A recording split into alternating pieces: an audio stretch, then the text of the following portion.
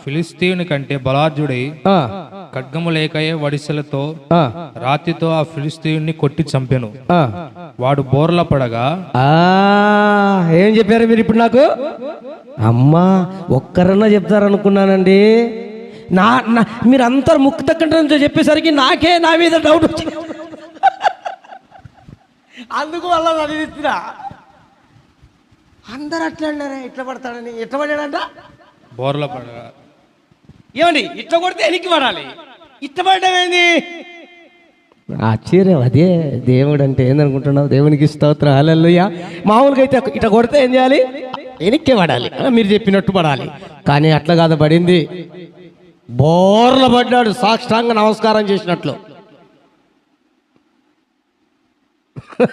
దేవునికి స్తోత్రం, హల్లెలూయా.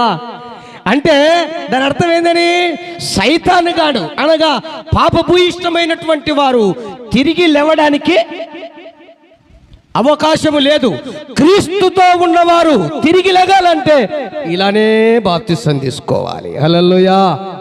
ఇలాగనే తిరిగి లేయాలి.